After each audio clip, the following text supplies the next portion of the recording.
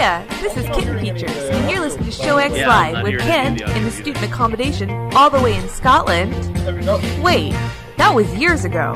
You're listening to Show X Live with your favorite Scotsman Ken, currently residing in the US of A, and Wayne, mostly from Colorado. Hey, wait a second. I'm on the show too, and I don't get any billing at all? Well, I know how to solve this.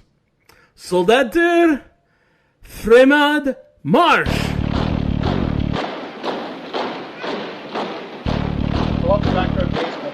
You're listening to Show X with our favorite Scotsman Ken, our child of the corn Wayne, currently living in Colorado, and Todd, who now has an army of angry Norwegians at his back.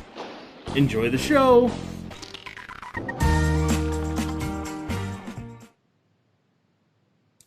Hey everybody, and welcome to Show X. You're watching us live today at 2 p.m. Eastern. Is it yet 7 p.m. GMT? Did GMT switch us yet? Match up? It is 7 p.m. GMT. Hey. No, it's 6 p.m. GMT. No. Because I'm not GMT. It's 6 p.m. GMT. It's 7 p.m. CET. Yes. So it's next week that we change over. Yes. And that actually screwed me over yesterday. I had a gym class with I do a Zoom call every week with my dad and like a bunch of friends back home. And we all do like an international gym class. And I was like, "Where is everybody?" I was saying in the meeting room empty. I was like, "Why am I alone here? I thought everybody else was just backed out." And then I realized, yeah. Man, the day I can get something, or I will support the day that legislation in the U.S. comes to say, enough with this silliness. Let us all just keep a same time. Legislation is currently before the Congress to make the silliness permanent. Ugh.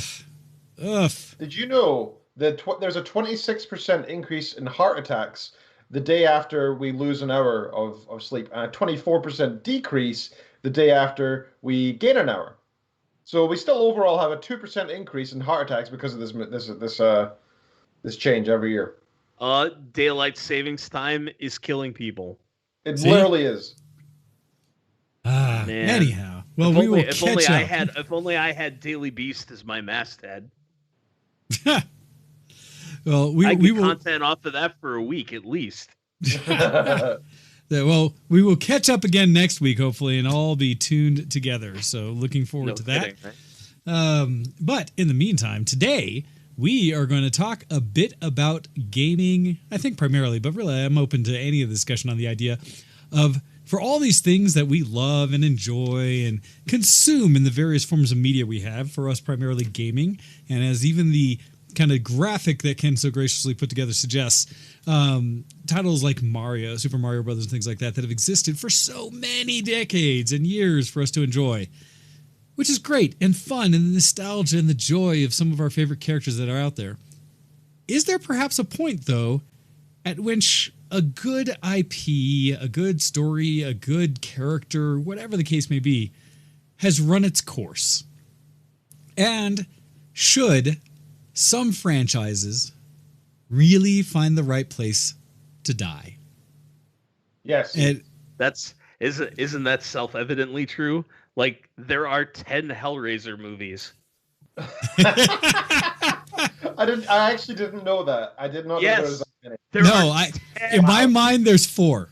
There shouldn't have been more than 4.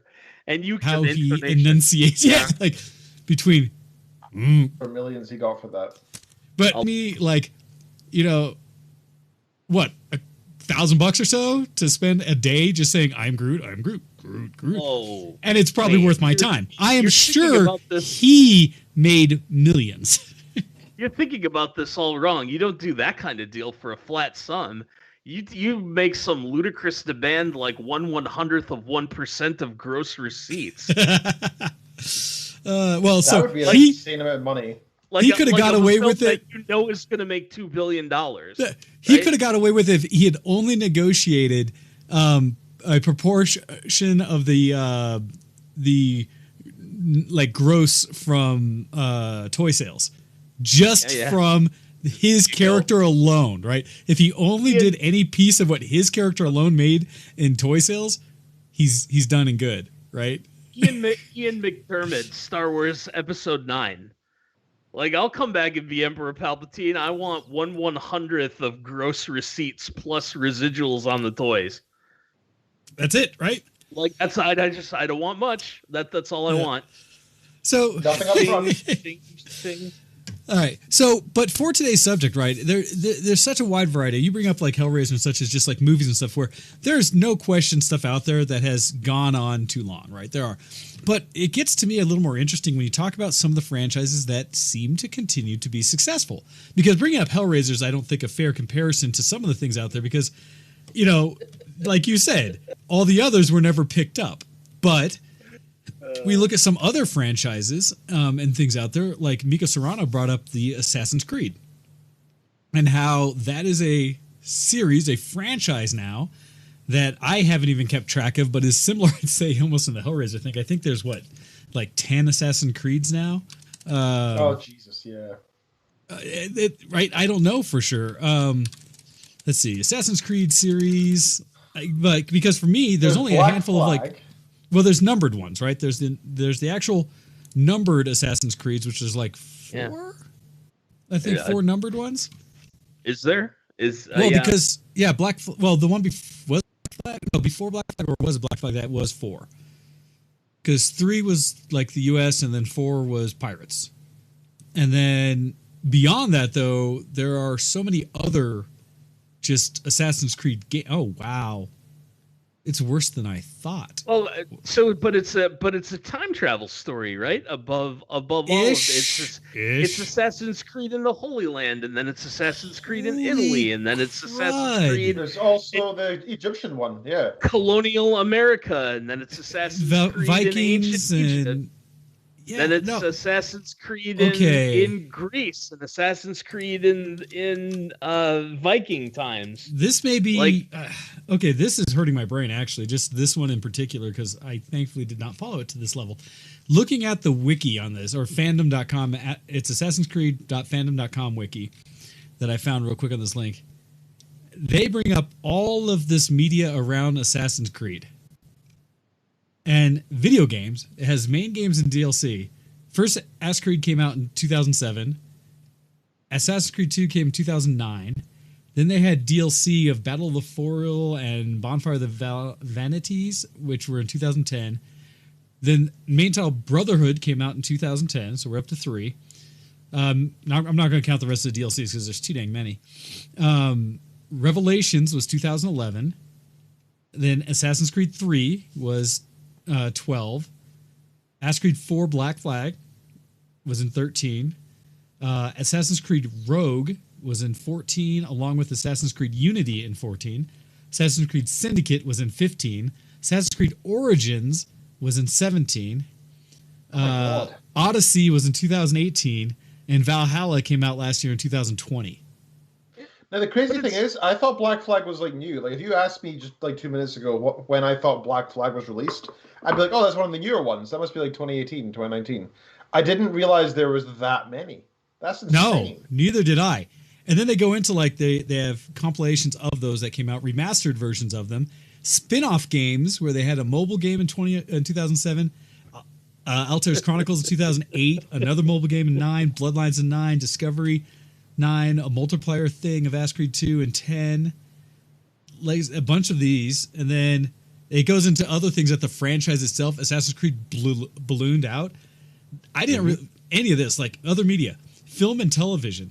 I knew of one Assassin's Creed movie, I think, or whatever, and they have Lineage in 2009, Assassin's Creed Ascendance in 2010, Assassin's Creed Embers in 2011, French Revolution in 2014, The Syndicate in 2015, Assassin's Creed in 2016, and then a couple untitled animation ones and stuff that are coming out yet. And then there's nonfiction books that have a good, like, 30 nonfiction books. Nonfiction? Weird. And then fiction books, less. And then there's a whole set of comics. Well, the nonfiction makes sense. It's historical stuff, right? Yeah, but tying it, I guess, right? But it's still Assassin's Creed, which is complete fiction. So, well, but okay, thank you, Hando, for that one. The Templars, I mean, if the Templars really are the Knights Templar, then there's a historical tie-in. Yes. Right? Because, well, sorry, it's not the Knights Templar, but there are still leftovers of holy orders of crusading knights that exist even today. Yeah. No, you're right. There's a historical tie to all of the main themes in Assassin's Creed, other than perhaps officially the assassins. Because I don't know if I've ever seen anything that's a truly, like, that was its own sect of things. As far as I've read or anything, that's all fiction. And it's just like this underground group that was always amongst history. Oh, I'm sure that the Templars that are talked about in Assassin's Creed are fictional. I have no doubt of that. I'm just saying that if they, I honestly I don't remember, which shows you how much I've played these games. So I can't remember if the Templars that are talked about in these games are the Knights Templar, or essentially, like but they make it into a bigger thing, or a different secret society that just called themselves the Templars. I simply don't remember. Gotcha. No, well, that's the thing. They were the Knights Templar, but then it expanded to be the mirror of what the fictional Assassins Guild was, essentially. And so the Knights Templar essentially, and to some level of real, right? The idea of the like Masons and other groups, stuff like that, it bloomed into every secret society kind of thing. But regardless of that, it's like, I'm amazed how big that series as a whole franchise has become. Oh, yeah. Because like for me in this game specifically, it was, right. And it was novel when it came out. Well, yeah, like so many things. But it was novel when it came out, and I do have to point out again, thank you, Hando, in the chat, for Assassin's Creed Apollo Story. That's one they haven't hit yet. The Rocky edition. But it was a good general game scheme, and it has improved to some degree, and arguably, and I think this might point to an idea or a concept of when a franchise has gone too far, that many of the later games have gone backwards in like control schemes and like the action and gameplay and things like that start to wonder, like, at what point is a novel concept and idea and new story turned into just, as you were saying, Todd, to a degree, kind of that big franchise of just a money-making engine, at which point, arguably, a sign of a bad or a franchise that's probably gone too far is, does it provide anything new? Is it innovating? Is it still exciting? Or is it just the same game with a slightly twisted, theme? Like a new environment, and we changed the name of the main character, right? Well, so it depends. It depends on the series, right? I mean, is the world any better off with any Borderlands game above Borderlands 2? I don't think so. But not that I've experienced, but Borderlands 2 and Borderlands 2.5 paid for Aliens Colonial Marine and Duke Nukem Forever. Yeah. Right? So what you're bringing up is, I don't know that that's a good thing either. So basically, what I'm hearing from you is the idea that in some franchises, as they continue, because they're essentially freebies, they're easy money, they're ways for a group to just, all right, now slap this new stuff off, sell it, and we are guaranteed to make X amount of money. That by itself, it allows potential innovation, creation, and stuff throughout the company itself. That whatever group is making those games, the next wing can do the next cool game because this one is financing the research, the time spent developing a new title. Yeah, and I guess I'll say the controversial now. You can take whatever sort of vapid piss you want to and slap Marvel or Star Wars on it and make $1.5 billion, right? Agreed. Yep, absolutely. You can. And so long as it's vaguely acceptable and like robust enough that it can actually run, you'll make money. Well, yes. Yep, 100%. And so, I mean, everybody's looking for their one. Assassin's Creed is one. Oh gosh, what's the fantasy version of Dragon Age? Dragon Age. That's not had so many titles. Only 3, isn't there? 4. See, this is where again I'm always like, are there? Inquisition the 4th? I thought that was the 3rd. There's Dragon Age Origin, Dragon Age 2, then Dragon Age Inquisition, isn't it? Great question. Let's see. There are in the main series Dragon Age Origins. We have Oranges, 2, Inquisition, and 4. And spin-offs, we have Dragon Age Journeys, Legends, Heroes of Dragon Age, and Dragon Age The Last Court. And there's a bunch of books, novels, tabletop role-playing games. There's an anime film, there's comics, there's action figures, and there's a web series according to Wiki. Yeah, so there's a lot of stuff out there, but...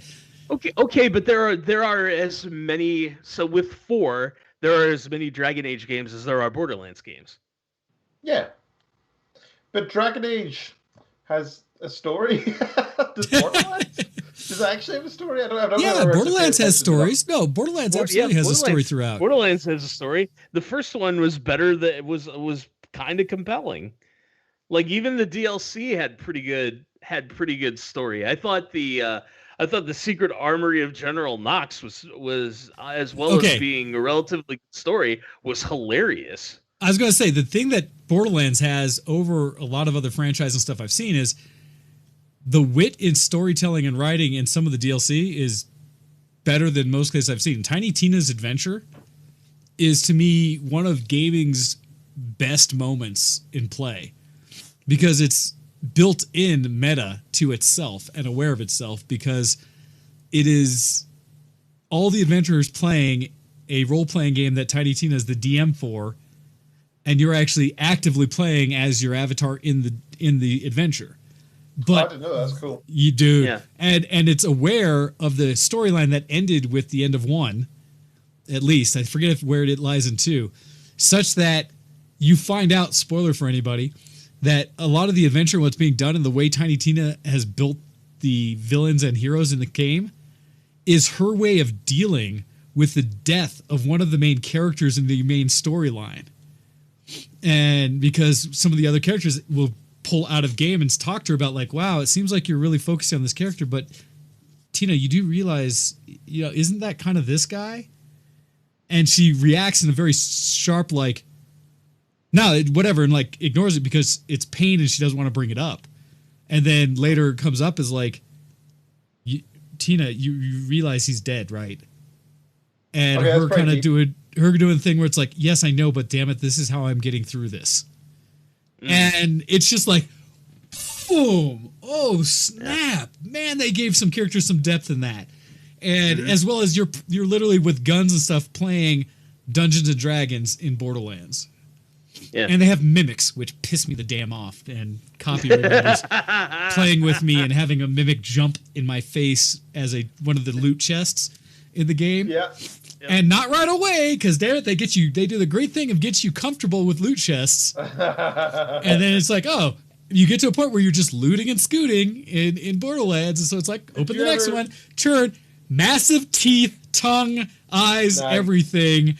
Me doing the old-fashioned first-time Doom jump from the keyboard pinky reaction, pink demon, right? When you turn the corner reaction, where Borderlands, Tiny Tina's Adventure, first mimic in the game, I hit it, and I'm like, and then have to quickly do the same thing as in Doom. Oh crap, I have to kill that. Back on keyboard, shoot, running, going, you bastards, right? Did you ever play Prey, the newest Prey? I started, but haven't gotten through it a ton. Awesome I have too many damn games. In general, it's a really, really fun game. I highly recommend it. Really unique systems of play in there, and also a really fun and atmospheric game. But there's also mimics in that game, and they are freaking annoying because, admittedly, they don't just stay hidden forever until you find them. Like I think they have a timer of like 15 seconds where they'll get up and move around and turn to something else. So you don't feel. Oh like yeah. No, I have seen that in. No, Prey does because they'll become office supplies. And crap like that around the office real quick. And you can still shoot them. And when they do, you're like, oh, you bugger, you're around here somewhere. Yes, I have run into them. Mimics in anything suck. I hate mimics. Personal note. Great. But it talks to like, Borderlands, like you said, had some moments that really expanded, had good story and stuff. But then the question comes into like with the whatever prequel and Borderlands 3, even though I own them both, I have not played through them. Like, I gave him some time. Less than 3 minutes in Borderlands, the pre-sequel. And was just like, yep, this looks exactly like Borderlands 2. I don't need to spend any time with this. And by the way, I got it for $0. Like, I bought it when it was free. Yeah, I did one of those. I bought it I acquired Epic it Game when Store it or was something? Okay. free on the Epic Game Store. Well, so that's the thing, right? Because it's a challenge. There are so many games out there that I've loved over the years, and some hold better than others. You know, going to our graphic, right? One of my first truly epic gaming experiences was original gray box Nintendo Entertainment Center, original Super Mario Brothers, and it was one of those first games I truly turned around, beat on until I was able to beat it straight through, no warps, worlds 1 through 8. And beat Bowser, and man, the level of satisfaction I got from it, right? Loved the game. And then played through like Mario Brothers 2, Mario Brothers 3, and into the Super Mario Worlds 1 and 2. And at some point there, I never had like a NES or a GameCube or or a Super Nintendo or a GameCube or those, so I fell off and have their since gone back and kind of touched here and there, or got to play them at friends' houses. But was like, I never made it through like Paper Mario or RPG, whatever, Paper Mario, which I've heard is quite good. And I started playing like a little bit, like I never fully played through Super Mario 64, although that is arguably a really good game, right? I've played a lot of bits and pieces because I never had an N64, played it a lot. Super Mario RPG, probably one of the best role-playing games for the SNES. Okay, truthfully. And I've heard really good things about it, right? Yeah. So that's one of those ones made by Square when Square was awesome. Before it was Enix? Yeah. And so, wow. So then a question comes in, like a series like Super Mario Brothers, has it yet, and I've yet to use this term this show, has it yet jumped the shark, right? Has Super Mario Brothers as a franchise, especially the actual traditional Super Mario Brothers games, yet gone to a point where it's made a bad game? And I wonder, because even like the one I didn't play much. Though? Oh, I don't know. Sunshine? I don't know. It's so I was going to ask about Sunshine, because I actually heard a lot of people who played it who still really loved the game. Because I give credit to Nintendo, or the people who make those games, the main prime games from Nintendo. They're geniuses when it comes to mechanics. And I talked about this in another one we get to, is like Zelda, going through some of the Zelda games, how when I played through the original for my first time, right, Ocarina of Time, I was caught by like, man, the level design here is good. It's pixelated, it's old, but the way they progressed me through the game and I learned things and new skills to then apply to these later puzzles is genius, because I could just pick it up and play. I didn't need a guide. And I learned and felt accomplished the whole way through. And I feel like with the Mario games, granted there's not a whole lot of mechanic, right, but you learn little things. It seems like they've always built just solid like the definitive platformer, right? Because Mario games are still cut down to, and generally you jump on stuff and maybe you throw things at things. In general, that's like that is the game. I mean, think about in a way, this will be really easy to do with Mario, because the gimmicks for the games are pretty straightforward, right? So the gimmick for the original Super Mario Brothers is just as you said, jumping on things and throwing fire at stuff, right? Pretty much it. Break some blocks. Done. The lost levels is that, but harder. Yep. And also Luigi is a different character from Mario. He jumps higher and stuff like that. I'm not gonna do American Super Mario Brothers 2 because it's not real. I mean, it is real, but it's not like taking a different game and cutting and pasting Mario. Which game did it come from? Because I wasn't sure about that. Because I played Super Mario Brothers 2, which is the one where you actually get to play as the 4. Right, you get to play as Princess That's American Luigi. Super Mario Brothers 2. Yeah, because that was one of the other games I owned that I was also able to play straight through. And the first time I did it to beat it, personal thing, right? I played it each character, each level. I switched each level, and so when I finished the game, I got the credits go through the whole thing, and you get the wrong thing where it says Birdo and whatever. But at the very end, when it tells you who you played the most, it gave me all 4 champs' names because it's an equal number of levels. And it passed through all 4, so they all flash, and I was like, "Oh no, that's cool." I do not do that when I play that game. I am Toad. I'm Toad all the way. I do love Toad. He's got the fastest pulls. He picks up stuff fast. That's really what it's all about. No, that game in Japan was called something like Doki Doki Panic. Oh. And it was a totally different game. I Japanese did not know that. Super Mario Brothers 2 is called in America Super Mario Brothers The Lost Levels. Oh, okay. I didn't realize that's how that came through.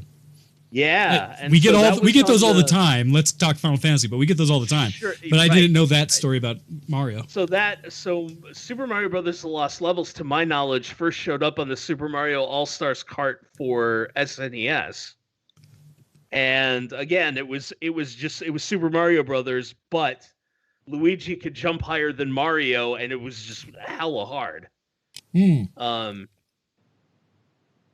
So we can talk about American 2. So American 2 is much more about picking stuff up and throwing it than it is the typical platforming gameplay of SMB. Yep. SMB 3 is flight, right? Limited flight with the tail. They added the Tanuki suit. Yep. Yeah, that's the gimmick for SMB 3. Super Mario World is unlimited flight with the cape. Ah, yeah. Right, that's the gimmick for that game. Super Mario 64, the gimmick is 3D. Super Mario Sunshine, the gimmick is the water squirting. Yep. God, when you summarize it this way, it's kind of depressing and makes you think, is there any need for these games? Well, here's the thing. So here's the thing. Sorry. So here's the thing. What's the gimmick for Assassin's Creed Origin? I remember the original and stuff like. And that's my point. Every Super Mario Brothers game has a gimmick. So whilst I railed the fact that they just go into the source code for the original and copy and paste it and go, hey, we got a new game. That's really not true. And they really are doing work because they are they've evolved the gimmick associated with their game. And I'm calling it a gimmick, which probably makes it sound like I'm crapping on it. But the gimmicks are still really good. Yeah. Well, that's the thing, right? Because even though they're gimmicks, and this is where we could always core down to any story told is all of like the same plot. You know, there's however many handful of plots that exist. Every mechanic, there's only a handful of mechanics that truly exist. What makes things entertaining and fun is how you apply it, right? How do you tell that old story in a new way? How do you apply those mechanics in a way that's now a different form of timing and control that I have to perform that makes me feel accomplished for doing it well, right? For finishing that task. And so you could get that with anything, in which point, why did we ever get past Pong? But the idea that it's more for me, it's the idea, because I get challenged with IPs specifically, when it's the idea that a company maybe milks an IP, right? That they stick to this one thing too long. Because the nice thing about Mario, at least to a degree, is the story has rarely gone much bigger than Bowser bad, other things good, Bowser and or extended family as it progresses decides they want to take over and do things, thus either captures someone or takes away ability to do something. You as lowly plumber dude, which I saw a great meme about, why are you called a plumber and not a hero? And it's like, because as a plumber, it may be a different day, but I'm still cleaning up other people's crap. And he is forever going against like what the antagonists have done, right? But you, like Todd said, those mechanics that keep improving over time or innovating, they're able to package them in somewhat novel ways so that my new experience in Mario, when the next one comes out, I've been playing a little bit with Mario Odyssey and same kind of thing. Like, it's still pretty dang good, dang it, right? It takes the 3D aspect that Mario 64 gave us and adds all the things you basically have experienced from the other versions of Mario. You know, when they added like cat suits that you can now climb things and all the other suits and stuff, but now it's hats. And it still works and it's still novel, and their level design is good enough that the experience I'm getting is new and yet comforting in the same time, because it's nostalgic in the same way that I'm still jumping on things, breaking things, throwing things at stuff. And I enjoy let's talk about that. some of the other aspects then, in terms of we did features and we've kind of talked on story. But what about, for example, audio? Is there new music each game? Is it novel? New visuals? Yes and no. Yes and no. I think every game runs into this when you have franchises, right? Because the games will provide new music and sounds, but they're based so much off the original. And this is true, I think, of every series you run into, right? Every franchise that you go, Star Wars, right? You hear a Star Wars sound, be it an effect or the soundtrack or whatever, and for the most part, up until recently, right, you know John Williams did that, right? It's just, from the first couple beats, first bar, you're like, yep, this is Star Wars. Or every Star Wars blaster sounds like a blaster. Every TIE fighter, every X-Wing, right? It's just there. Yeah. Same thing with Mario. I have it just in our own OC remix list. In the earlier thing, I heard Zelda songs kicking in remixes because I was like, hey, and sure enough, and I thought about it, and yet they do a good job in the good franchises, I think, switching it just enough that I know which one, because one of our pre-show songs that you guys didn't get to hear because our pre-show wasn't playing was from Wind Waker, and I could tell specifically which Zelda game it was from because of the upbeat, bright tempo of it and sound of it, that I was like, that is legit a Wind Waker song, right? That it's Zelda, because from the moment you start a Zelda game, you know it's a Zelda game because of the music. But it was a Wind Waker song because of the way because it's the cartoonish one and it's got a brightness to it that you don't get in the other ones. Unlike the exact opposite in Majora's Mask. So I think in the same way, yes, when done well, they should tie together and you should get that nostalgia feel from the moment it starts. It's the good things about Star Wars, the crawl, right? The things like that. It's the good things about the Mario games, and that you always get that effect of Mario right up front, and the bubbly, he still doesn't actually talk other than it's me, Mario, right? And the whoa, the sounds, like that's it, right? Yeah. That's what you get, and they continue that. Right. And so Captain Lou Albano, I think, is dead. So the voice of Mario.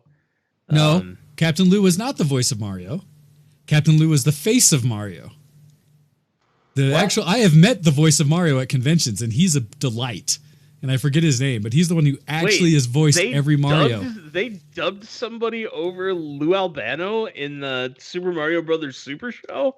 Well, no, Super Show, it might have still been him doing it for that as a specific thing, but in all the games, Mario is, I forget the voice actor's name, but he is a delight. So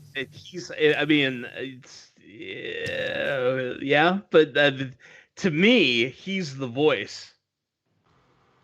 I guess I could go the step forward to the Super Mario Brothers movie, but that's its own. Oh no! Speaking of things that need to die.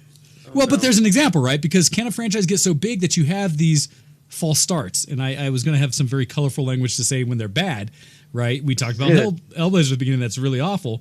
That the Super Mario movie, the original movie, was a thing. And it had Rock the Dinosaur, which is awesome, song-wise. But beyond that was a thing. Double Dragon, the movie. Oh. Could have been really awesome. Definitely was not. So it's weird because we get these various games. We have a lot of examples that have lasted forever. Swaggo brings up the idea of the Rockstar games in GTA, right?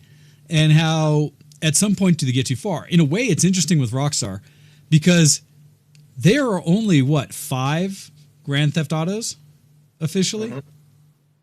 Because 5 made one. Was it 6? Was San Andreas officially?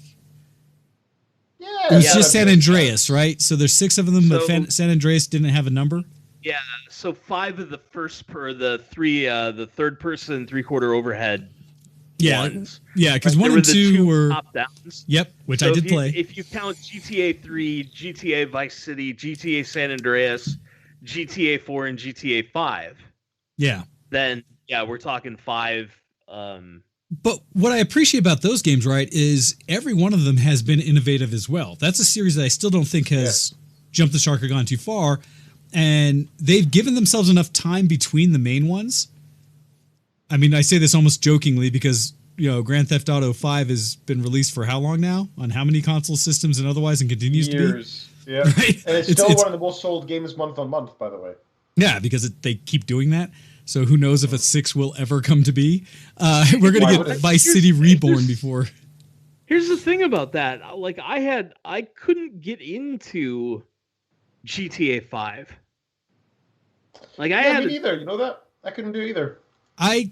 will admit I'm similar. I've put a couple dozen hours into it, but it hasn't drug me in. I didn't even manage that much. I managed with 2 hours, and then I was like, I'm bored. Yeah, it's like I started playing through the storyline and doing the various. I think what I think happened is I think it got too big in terms of area. Okay. Just thinking about it because I could see that because once you start, condensed Miami was pretty good. Mm-hmm. Right, and that's the other thing. Like these were stereotypical periods of time in the most stereotypical place for that stereotypical period of time. Like there's nothing more 80s than Miami in the 1980s. Yeah, Vice City captured that. Yeah, there's nothing more early 1990s than LA in the early 1990s. Yeah, like, San Andreas was absolutely that. Just like, yeah, no, you're right. And I don't know if the modern scale or the modern time frame, I don't know. Like, sure, it's over the top, but over the top by today's standards, like I don't know. I don't have anything to compare that to. What do you compare over the top by today's standards to? Well, you were talking like the gimmicks that the Marios gave us, and I think the Grand Theft Auto series had those with like the locations, but they were locations and times. And Grand Theft Auto 5 is nowish in a sampling of 3 or 4 major ecosystems, basically, because of the 3 main characters that you play as. And that's another piece of it, right? Is every previous one you had a character. This time in 5, you're playing through storylines of 3 main characters at once. And some may gravitate better for you than others. And I can see how that could be a challenge. There is some neat stuff in 5, and it seems like 5 has blown up more on the online world than it did in the main game. And the modability and stuff like that I'd like to explore more but haven't. But it's interesting in the same way that, that didn't capture me as much. I think Grand Theft Auto has been good in the sense that I don't think it's jumped the shark, right? I don't think it's made a bad game yet. And that's kind of an interesting thing because people are actually in the same way asking for a next version, a 6 that is unique in some way. And so it kind of lends itself that there's probably an audience for it that's not just for money grabbing. Their version of money grabbing is just, again, releasing it on everything that you can put a digital signal on, right? And so when the joke that you can play, like the Doom thing, right? That you can play Doom on a electronic, what was it? The pregnancy test thing? The LED, on a Doom on a pregnancy test. E1M1. But that level of like things, right? Now, we're talking about some of these bigger games, like the Grand Theft Autos. We could bring up like Bethesda Skyrim, Oblivion, like those series and stuff that seem to still have good life and still seem to be happening. So there are obviously games that I think deserve, or it's okay that we get new versions of them that there's still development and likely revisiting to. And I think a lot of that is a combination of nostalgia. I think all of us love worlds and things we understand that are comforting. I think there is some study out there for people that deal with, stressors in life in general, why they often, and there's I think specific personality type will go back and replay specific games or watch the same movies over again or shows and stuff because they already know how it ends. They already know the emotions they get from it. And so it's a comfort thing, Yeah, it's a comfort thing, right? And I think the same thing applies to video games in that because I know people who play the same video game every year or so or go back and do it where I don't as often, but there's a comfort thing too. And thus, even in the franchise or series, I can see how that type of game is its own comfort. I love the joy of all Mario games. I want to play another Mario game.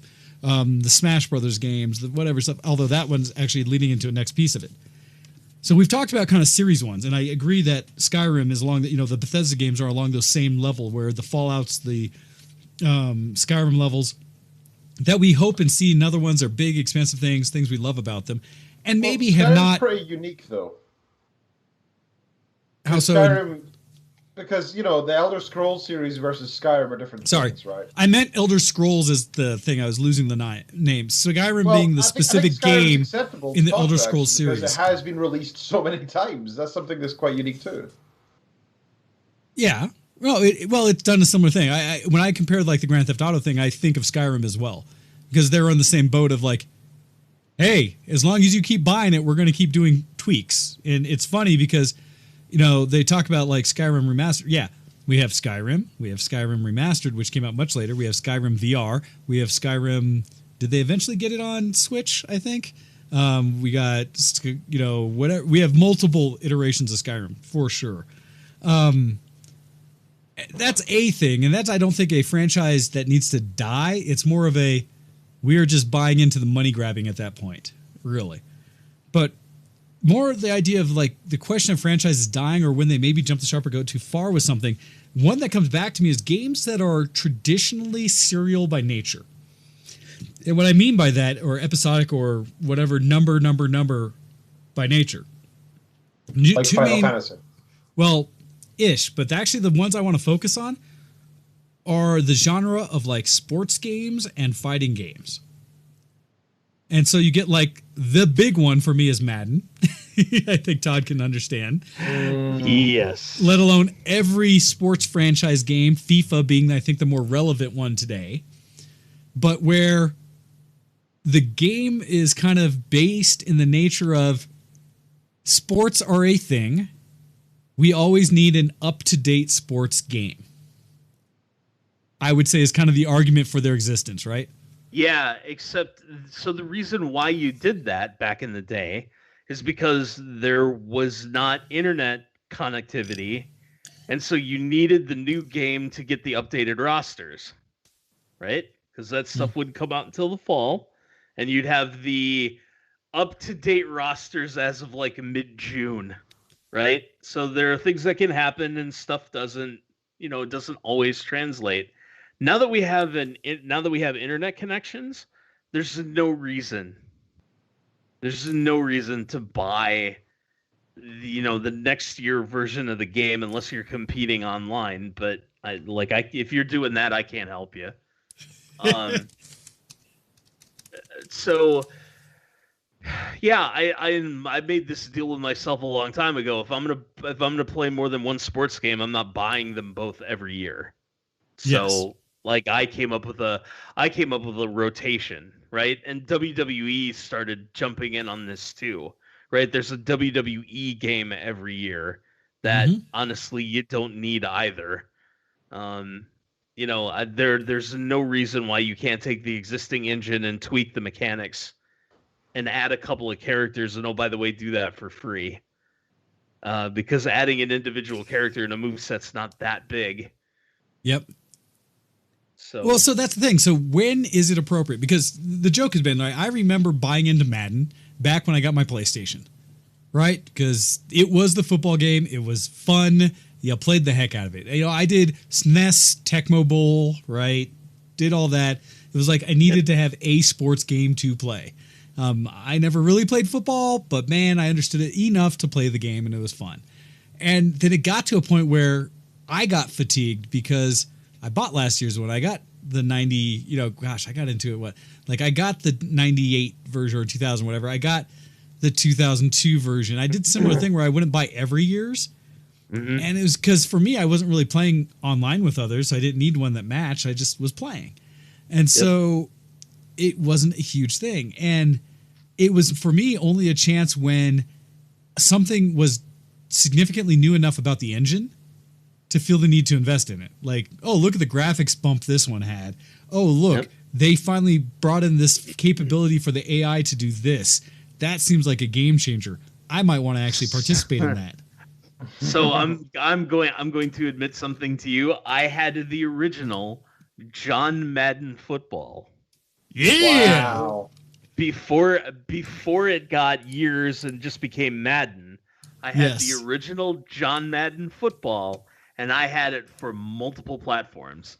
I had it for both the Sega Genesis and for PC. Hey, well, okay, I can't feel terrible about that because PC being one of the options. 5.25-inch floppy disk. John Madden Football. Hey, I had NBA Live on PC before NBA, because NBA Live started on PC before it went to console.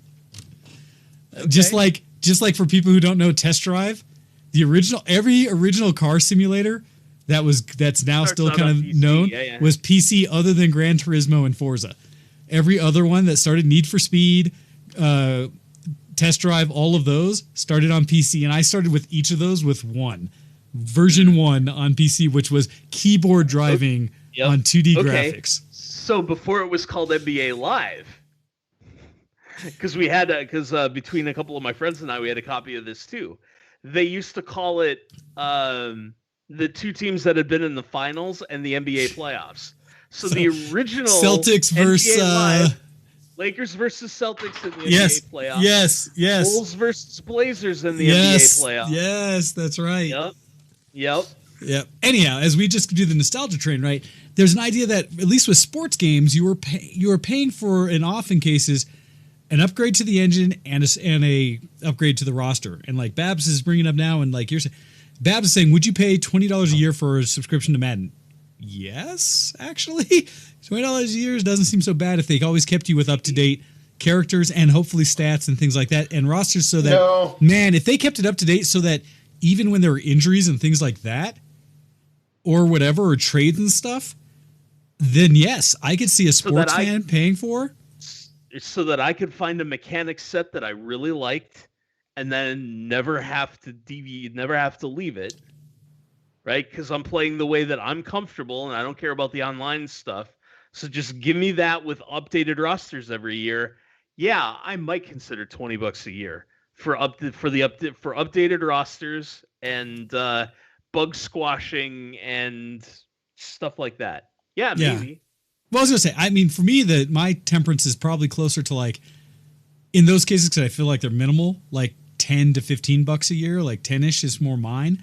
But I rarely find the DLC that's less than 15. That's paid DLC.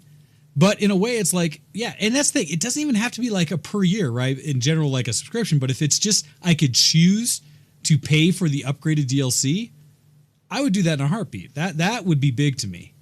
Now, the same question applies, though, to games like fighting games and stuff like that. Because we get into things like Tekken, Mortal Kombat, the Soul Calibur, all of those kind of franchise ones, the Guilty Gears, the Smash Brothers, right? Super Smash, all those where it's like, I argue in those, and they're very similar because you rarely get a major change in the mechanic of the game. And I suffer this especially because I'm a huge Tekken fan and Mortal Kombat fan. And I played them back from the original inception up through whatever generations of it. And now you're on both of them at like 10 or whatever. I don't know, Tekken might be 7 and Mortal Kombat's on like 11, I think. But I stopped buying at like 10 and played it to a degree. And the change between that, honestly, the difference between Mortal Kombat 10 and for me, the Ultimate, which was Mortal Kombat 2, is like minuscule, right? Because they're almost the exact same movesets. Just you went to 3D, and sometimes that animation for a few of the iterations were kind of crap. And then you got to ones where they cleaned it up, you could still do it as precise as you did in 2D and 3D. And then it became good again.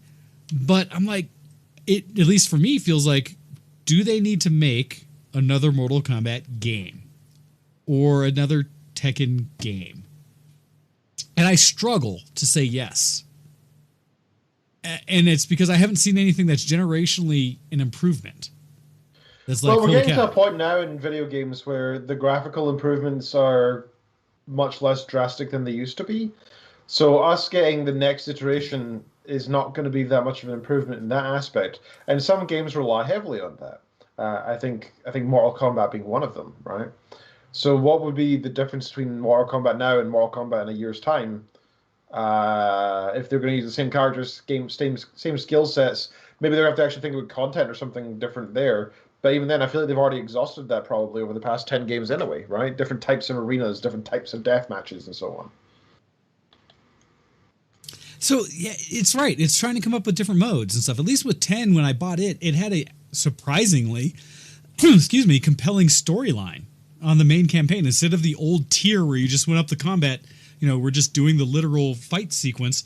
They had a story in it, and it kind of forced you to use certain champs in certain situations because of what story was being told. That was kind of novel. In fighting games, it's tough for me because, and Babs jokingly, I think, is like Mortal Kombat with ray tracing. And by the way, all of you, and they were saying Mortal Kombat's with a K. Combat with a K. But, again, fan. But it's like, yeah, with ray tracing. I mean, yeah, pretty, I'm a big fan of pretty, but I'm probably not going to be compelled until it's something new. Give me a whole nother set of, heroes or something in it. Do something in the story where you legit kill off some characters. Don't give me Liu Kang again. Don't give me Kung Lao again. They're dead. And now we have other generations. We at least got that to some level where I think we got Johnny Cage's daughter in the last one that came out, where Johnny Cage was no longer a thing, but his daughter's there. It's like, and she's basically the same. And the Nutcracker made a little more sense. But it was like, all right, cool. At least there's something there. And like, because I also run into this. What was the other genre that I felt was similar to this? Well, we haven't talked about it all yet, but it's shooters, right? And I know I'm the one here that's probably most likely to defend the classic shooters like Call of Duty, the most notorious of the shooter series. Well, so didn't I mean, I'm sure there are other reasons, but it feels like Unreal Tournament trying to go to this yearly update model sort of killed the franchise. It is definitely suffered because the last one we got was what, 04? The last official release, because the pre-alpha for Epic is still out there. And we tried playing it yesterday for Snuggle Bunny's son's birthday. And it's fine, but it's not really getting developed. So I think the last one was still 2004. Unreal Tournament 3 Black, right? Well, was it 3 Black? Or 3 Black might have come after it. Which is still, that's old. Strange name. That's old. Yeah, I mean, it's, and again, we LAN partied Unreal Tournament 3 Black, but, I thinking of it from that perspective, right? We had the original Unreal Tournament that was like 1999, right? And then there was a version that came out in 2003, right? That got the year designator on it, UT 2003. And then in 2004, they came out with another version of it, but that version felt exactly the same as 2003. Okay. They just put 2004 on it, and you couldn't, like, you all had to be on the same, like, people who owned 2003 couldn't play network games with people who owned 2004, if I recall correctly. No, you couldn't. No, they had to be completely different. So, I really felt like coming out with 2004 right on the heels of 2003, where we've got everybody who was coming to LAN Party to finally get 2003, and then 2004 was out, and it's just like, come on. Yeah. Yep. And I just felt like it killed Unreal Tournament. Well, it's definitely dead right now because Unreal Tournament is not a current thing. Right, it's not. Right, and it's one of those that should have been, and I think it's still solid enough. It's quite surprising, isn't it? Well, it's one of the we still are getting. Well, how do we describe this? Quake is dead, right? But instead of Quake, we have Doom, which arguably is Quake, right? Right. Doom with Quake mechanics in it, right? So I'm saying the quad damage from Quake and threw it in Doom. Yeah, so we got like the best of the Quake Doom franchise in what is now Doom Eternal, which is pretty flipping cool, right? That's an example of a franchise that I feel like they have found the right place for it. And I need to go buy Eternal because it's awesome. Well, they found a place. Doom is one of those franchises that survived a bad game. Yes. Right? Because Doom 3, if you look at it in the pantheon of Doom games, like Doom 3 is by far the worst. It is. No question. And it's one of those ones that hurts me because I remember getting the unreleased, leaked, pre-alpha example of Doom 3 that was meant for E3 or whatever only, or whatever game. No, I brought it to Game Fest one time, And I showed off the graphics of Doom 3 before it was a game. It was only like 2 rooms, but you could see some of the monsters. Everyone lost their mind over it because it was so amazing looking.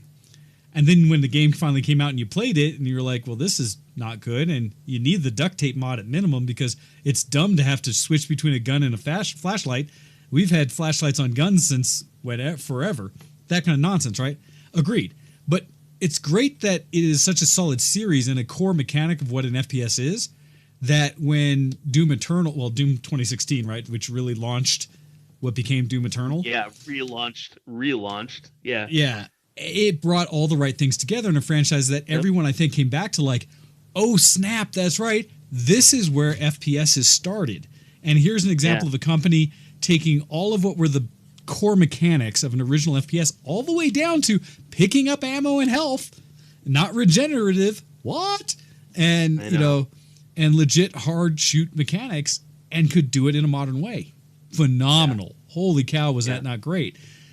Yep. And yet we have other examples that I don't think have done it, right?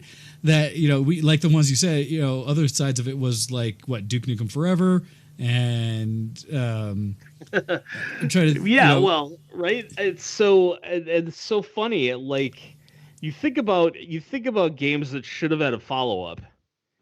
And Duke Nukem 3D is one of those games. Yes, because Duke Nukem 3D is still flipping awesome today. Yeah. One of the best uses of the build engine, in fact. Yes. God. Right? Well, so here's a fun thing, right? Because the flip side of this is the story of games that we should get remastered or revisited. Somebody build me Duke Nukem 3D in the Unreal 4 engine. Well, somebody who's building it in the Sirius engine. Really? Yeah, there's YouTube videos out there of Duke Nukem of Sirius Duke. I think it's called like Sirius Duke or something like that. But it's Duke Nukem 3D built in the Serious Sam engine. Okay, so admittedly for me that still wouldn't work because Serious Sam makes me nauseous. I do not like that engine. Yeah, but it is an upgrade. That may not necessarily work for you, but in the same way that GZ Doom exists and you can play Doom 2 in full 3D with high def textures and whatnot, right? Yep. Somebody is making it. Okay. Because that would be nice. Like, an engine thing's a side note. Right. Man, and I need to keep up with the chat here, but because yes, Kuro's sitting there talking about the various Unreal tournaments, and that was the thing we talked about, right? Because for me, Unreal was the answer to Quake back in the day when Unreal Engine came out versus the old Quake engine, and it was prettier, it had color, it had level design that was solid, and the story. By the way, reminder to everybody that Quake 2 actually came out on PS1. And so for all the people out there that think that GoldenEye was the best shooter of that era, you mean of that it came out on N64, didn't it? What's that? Did it come out on N64 as well? I thought that was a thing, not Quake just 2? PS1. Yeah, I thought it did. I don't know. I had it on PS1. Okay. So it may have come out on N64. I don't know. But for all those people that say GoldenEye was the best shooter of PS1, no. Let alone that everyone that knows that, what was it, Violent Dark, or what was the one that came out that was the same thing but later that was better? Something Dark. Perfect Dark? Perfect Dark. That was like better in every way as well. No, so everybody's got their nostalgic thing about doing Team Deathmatch Instagib with Golden Guns, right? Or a Instagib Deathmatch with Golden Guns. That's fine. I appreciate that. I love me some Instagib myself. But if you're talking about which shooter was better, like saying that anything that was better than an idsoft product in the 90s is just like you're on another planet. Like they don't exist. Well, like it would be like the only thing was Unreal was actually challenging them. That Epic Games was actually challenging idsoft, and they were kind of the neck and neck, right? But that was like when it came to a shooter, nothing else even compared. Anyhow. And by the way, Kuro, you are dead wrong. Doom 64 is fine. Especially the remastered version that's out there and available on Steam right now. Okay, we need to take a break. Let's give everyone a moment, take a break. I love the conversation we're having about like all this nostalgic stuff because a lot of these series are still relevant today. But when we come back, I really want to focus on a look at a little bit more of like some franchises that have probably extended too far that seem to still be alive. And the question is kind of like, why? And I want to look at some of those and kind of discuss what could be done, should be done. Is there a thing to be done? I don't know. But let's take a break. And I'm going to play some remixed nostalgia because of where we started here. So this is going to be from Super Mario Brothers 2, Super Buck 2, OC remix for everybody out there. So we'll listen to this. It's a short one, only 2.5 minutes, and we'll be back right after the break to continue the conversation about these franchises and things that seem to linger and whether they should or not. So you're watching Show X, and we will be back right after this.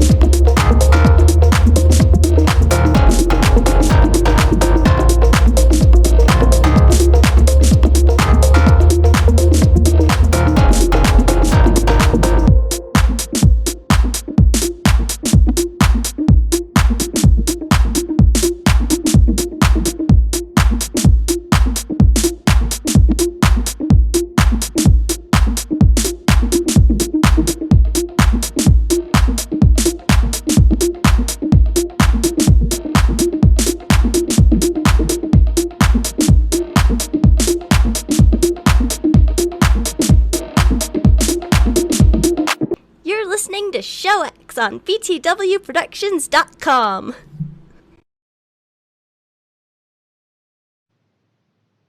Boom! Hey, everybody, and heads that up. That timing worked out well. Right? As I was going back, I heard it over the headphones like, oh, wait, that was a short song. Note to all, Ken is not ignoring us. His power went out. And so we have the lingering image of him on the screen here that we will keep in deference and honor of his passing. So we'll see if he's able to join the call again before the end of the show here, if power is reinstated where he's at. So Kuro said he hated Doom 64 on the Nintendo 64, and I can understand that because the N64 controller was hot radioactive garbage. Absolute trash. I've had a handful of people try to tell me that somehow that controller was worth something. Nope. And they are wrong. That controller was the worst. Yes. Every time I played it, I was like, I have a funny N64 story that I have to tell before we get back into this. Please do. So when the N64 first came out, a guy in the dorm, because I was in college, a guy in the dorm bought it the week it came out with Super Mario 64, and he was playing in the dorm room with his girlfriend on a Friday night, and he was struggling with the first Bowser fight. And I was walking by, and he called me in. He's like, "Todd, you play video games? Can you help a brother out?" And he hands me the N64 controller. I had never seen Mario 64 before. I had no idea what this was. It's like, okay, what am I doing? It's like, oh, it's you got to get behind Bowser, grab his tail, throw him into a bomb. Yeah. Okay. So I have navigated my way through the level or whatever. It's like these camera angles are weird, but what, no problem. It's not like I died or anything. Get to Bowser, do the backflip over top, grab his tail, whoop whoop whoop, throw him into the bomb. No muss, no fuss, right? Handed the controller back to him and walked out. I had heard that he had been working on that particular level for like a half an hour or something. Yeah. No, I think I love those moments in video gaming. I know I have had, others have had, where you kind of validate your position in gaming. Yep. My similar version of that was more when I was in the military and I was in not basic, but tech school. So I was just after basic training. I was in Florida, and it was like the PlayStation 1 had just come out. The N64 was still popular because in our little area where you could rent out, basically check out a game system and play it, those were the systems that were primary, and people I remember playing those. I remember going over to check out and say hey to some gal that was at the next base over at the air station, because I was over at the spook station for us who do the work I do. And when I was over there, where ours used to be this old like helicopter base that got converted, and so it was really jank. Theirs was this like pretty nice thing, almost like out of the movies, where they had sand volleyball courts and grills outside, and these big dorms where every story had its own like rec room and all this. I was like, what is this nonsense? Because it was the air station. They were people training to be pilots and supports for pilots, and so they got treated well. But I remember showing up to see one of the gals I knew there, and while I was waiting for her to show up in one of the common rooms, there were some guys playing Tekken on the PlayStation 1. And we're just in there, and they were doing the classic console thing, the equivalent of the arcade place your quarter. Whoever won stays, whoever loses, pass the controller. Okay. And I just sat down, and I knew I was going to have like a 20-minute wait or something, whatever gal was getting ready for something. So I sat down in the rotation. And it was like probably 4 or 5 people lost to this one dude before a controller got to me. And nobody knew who I was. I just grabbed, was like, I'll give it a shot. And I proceeded to hold the controller until the gals came to say, like, it's time to go. And, nice. And all these guys just looking at me like, who is this guy? Yeah, and I was like, right. Yep, that's right, you scrubs. Learn to play. Yep. I got invited over to play Mortal Kombat once. Same sort of scenario as the Mario 64. It's like, hey, Todd, you play video games. Like, yeah, a time or two. Why don't you come over and play Mortal Kombat with us? All right. Oh, boy. For those who don't know and have never experienced it. At one point, I just gave up the controller. It's like, you guys can play each other for a while. I was going to say, for those who have never had the opportunity to play in any kind of competitive form against Todd, especially in a fighting game, let alone if, Hordak's around, the two of them, let me tell you from personal experience, it ain't good. Way better than me. It ain't pleasant, guys, just so you know. Like, every game I thought I was good at, I got a reevaluation for my level of skill when playing against either Hordak or Todd. And the only time, and I still hold this to truth, that I had a moment of like, hey, I can do something, is when I introduced them both to time killers on my main box. And I think I won like 4 or 5 rounds, maybe? And then I watched as Hordak specifically, and then you got it too, went, oh, this plays just like this game.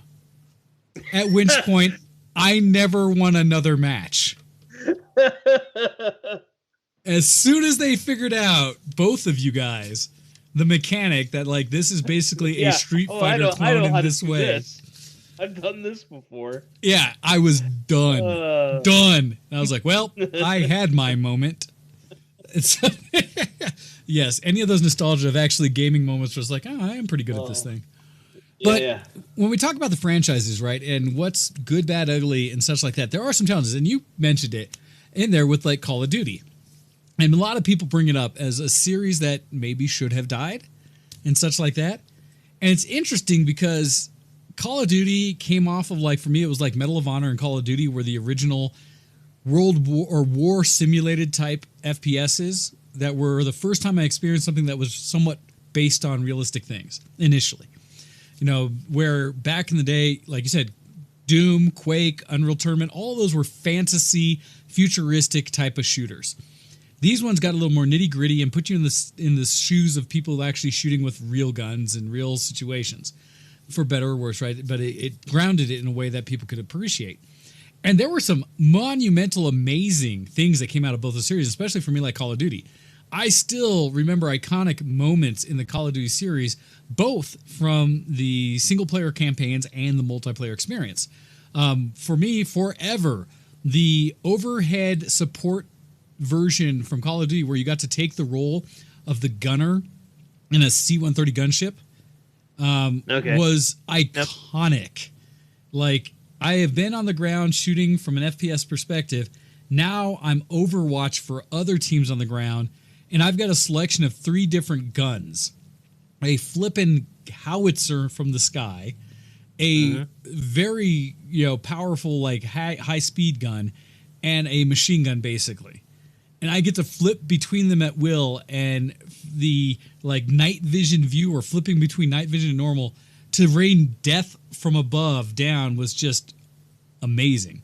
The storming the beaches of Normandy type of World War II levels in those things, phenomenal, right? Those kind of campaign stuff was great. The challenge I think found in those series is that as they progressed, they'd already told all of those, like, historical battle scenarios, those stories. So from a campaign perspective, they had to start kind of reaching and coming up with things. Yeah. And you started getting into things like Black Ops, where they talked about theoretical spec op type missions that you did in various locations that were tied loosely together about some ostensible, like, threat. And then at Call of Duty 4, I think it was officially, right, which is the one that went to modern warfare. And that's where Legends talk about the AC-130 and stuff like that, where they went from it being some kind of a historical version to modern guns, modern situations. Now you're dealing in the Middle East, you're dealing with terrorism, you're dealing with nuclear threats, things like that. Worked really well in Modern Warfare 4. And then after that, it started getting to, like, what do we do next? And the challenge they had, at least with the Call of Duty series, is they also started branching off with developers. They had your main Activision developer type thing, and you had Treyarch, I believe was the other one, that kind of started doing between the Black Ops and the main numbered games, right? And it went back and forth, back and forth, back and forth. And there was a definite difference in quality. And I think it really lingered, because the thing that makes the Modern Warfare series, or COD, survive isn't the campaign, right? The campaigns, I've actually enjoyed almost all the campaigns.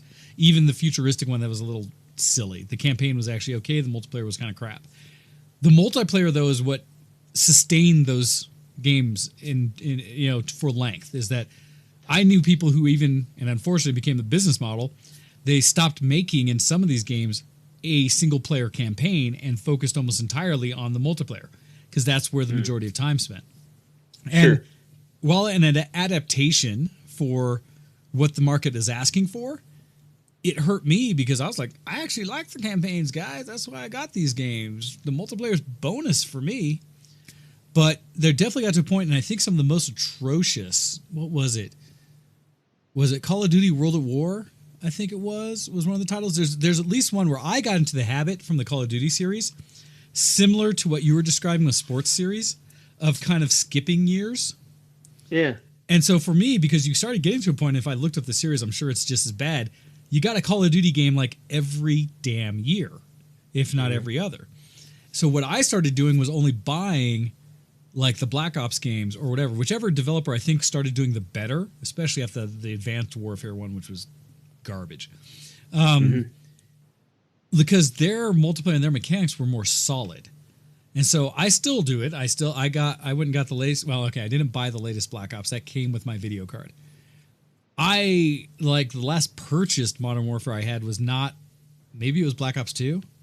So that's when I actually bought. I spend all my time in Warfare now, the free-to-play Battle Royale version of Modern Warfare, which for me is where it's at, and a much better experience than the main ones. And so it's a weird one with that franchise where it's not that I think it should die, but I think they should really focus. Because there are modes people play, like a lot of people love like the zombies mode in Call of Duty. And I've touched it now more than I ever had, and it's okay. But it's not like a focused game like a Left 4 Dead or something like that is a legit zombie game. And like the Warfare one is at least a legit battle royale and knows it's a battle royale and plays it knows what it is. It's starting to feel to me like the rest of the franchise has lost its way in a lot of it's not quite sure what to do with itself. And so part of me is like, I want old Call of Duty to die today. I don't need another Black Ops. I don't need another Modern Warfare.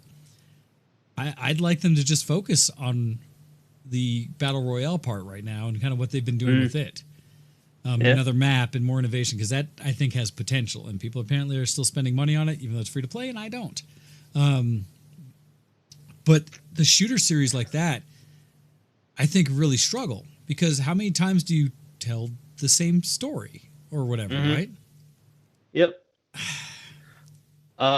So the only Call of Duty game that I have in my Steam list is Modern Warfare. The only reason why I bought it is because we were playing it in LAN Party, and to me, it fails as a multiplayer game for that environment because of the leveling system in it. Yeah, and that was a legitimate criticism, especially of the older ones, is that there were legit better perks, especially. Better guns. The guns as well, and that you had to play the game to some level to open before you had access to, and that could make the experience where, nope, the only legitimate guns to play are these ones, but you can't get them unless you're level 50. And a lot of the people at Game Fest were never going to play the game long enough to open those up. And I respected that. And that was a challenge. I think it's gotten better. That's something they've learned from to a degree. Sure. At least in their balancing and stuff. But I agree, that was rough. I've never touched a Call of Duty game since. I can accept that. I know a lot of our group didn't after that. Yeah. So it sucks because I was playing the hell out of it. We didn't need a Battlefield game after 1942 either. Like Battlefield Vietnam wasn't nearly as good as Battlefield 1942. 2142 wasn't nearly as good as 1942. I stopped playing them after that. And I think that's fair. I do. And it's one that, like, it's hard for me. Because there are some series, as much as we talk about the ones that should die, and I think parts of Call of Duty should die, there's ones I wish would come back. We also talk about the ones that probably deserve or need, a remastered or another version of. One of my core heart ones that I don't know personally, I don't even know why it fully died, but I want it to exist still in some form, is Tribes. I really wish Tribes could continue. Sure. But partly through mismanagement, I know where that happened because the way they were trying to make money off it became problematic. They were trying to do like the microtransaction thing, which kills many games. Yes. But the way that game plays is so damn good, and I wish people would look at it again. But I'm trying to think some of the other series out there, and even beyond games, because like I'm happy with most of the series that are out there, and I'm trying to think of other ones that are like, nah, it should go. I kind of think Assassin's Creed should go away. I think it's had its place. Are there any other franchises you can think off the top of your head, Todd, that you're like, yeah, it should probably die? Well, Final Fantasy should have died after 7. So I was going to say that just came to mind. And I was trying to reconcile it with me in a way because Final Fantasy games in many ways are so different each game that it's almost like they're not really a series. It's more like a blanket thing for things made by Squeenix. Right? Yeah. If it's got a fantasy theme, then it's going to get the name Final Fantasy. I totally hear you on that, but they let things like Vagrant Story and I'm of course not gonna remember any of them now that I said what I said. But yeah, just Vagrant Story is a perfect example. Like, that's a game that should have gotten sequels, never did, as far as I know, and yet we've had the same tween bucking authority love interest yada yada yada game with Final Fantasy slapped on it since 97. That is a series that's a challenge for me because I did enjoy like 7 through X, right through 10. I enjoyed. Okay. 7 is still the one that like I know I dug into, spent more time in, and really did. I appreciated the graphical updates and things that went into the later ones. After that, I didn't touch, right? I have 12 on my PC, and I kind of want to touch it, but haven't really spent. I have 15 on my PC, and really haven't put any time into it yet. Yeah, but I it's messed around a bit with both. Yeah, it just whatever reason didn't grab me, and maybe it's just I don't have the nostalgia or attachment to let that happen. I know others who destroyed them, loved them. Well, Babs asked about Halo. Yeah, see, I was just looking at that. That's an interesting series. If you want to drag your knuckles through another Halo game with an inferior control scheme, whatever. See, my thing with Halo, and actually with Babs, my older brother, being a specific discussion point, is I never owned the original Xbox. My first experience with Halo was playing with Babs at his place on his Xbox One, or his original Xbox, and like we crushed, I think, the first Halo and Halo 2 maybe, or something that we played together. And so for me, Halo has always been a game series that I played co-op with somebody and really enjoyed. And as a co-op console game, it was fun. Because the regular just base mechanics of it are okay, but they're that console looseness that as a PC, keyboard mouse player were annoying. For me, I think Halo was the introduction of regenerative health, of gameplay modes and stuff like that. We can't, heaven forbid, we ask characters to find health packs or something else that essentially in the modern world you can just shrug off something for 10 seconds and you're fully healed and fine. I mean, it's all game mechanics, right? And it's all whatever decisions. Right. But, and like for me, I still struggled with the story of Halo because they have the flood and they have this and that. I've watched videos that explained it better than I felt I experienced in the game. And I got all the way up through Halo. Did I get Halo 5? I know I played, like I beat Halo 1 through 3. And I don't know if I ever finished the ODST. Yeah, I don't think I ever finished ODST, but played it a bit. Like, I don't mind Halo, but it's a very specific, its own game. It's hard for me because Halo I don't think was great. And I wouldn't care if another one didn't come out. And yet at the same time, when I see, like I think we talked about with some announcements, that a new Halo is coming, there was like predictable. It's not that I'm excited for it, but it was kind of like, yeah, I can see that happening. It's a serial that is tied to Microsoft. They're going to have another Halo game. Care less. Like I said, if you want to play a console FPS, I'm not going to stop you. So, I mean, why not? No, but and that's one. And I'm a bit spend $0 on it myself. Fair. Yeah, I'm a little indifferent on that series. Like, I don't know if it's gone too long. There's other ones that are like for me. One. Okay, here's a series, and this might be a hot controversial. A series from Nintendo that I think has gone to its past extent and more so, and should have died years ago, is Pokemon. I think Pokemon is so played out, it's dumb. Like, it shouldn't have gone past the Game Boy, in my opinion, because it's such a light-ish RPG, and the newer versions whatever color or sun or moon or letter it's on these days. X, Y, red, blue, gold, whatever. It's been the same damn story, barely even reskinned. For what? How long has Pokemon been out? 20-something plus years? I think I just looked up a thing. I came off of one of these where the first Pokemon was released in Japan in like 96 or 98 or something. I forget when. But it's like, the game's never changed. They just added more names, and you see how silly it got when they started adding things in the Pokemon series like the alphabet and called them creatures. Like, how flippin' ridiculous is it that series exists today and that people are excited for it? The only thing that gave it any boon to me, and this is kind of a side note, even with like Doom 3 and some of these other ones, and oh, by the way, back to Legend, I think that there is a Doom VR that exists right now. It's just a turret shooter type thing. But is the VR aspect, is that people have made mods, or there's a free-to-play, basically, version on the Quest, I think, store, of a Pokemon-inspired, basically it's Pokemon, in VR.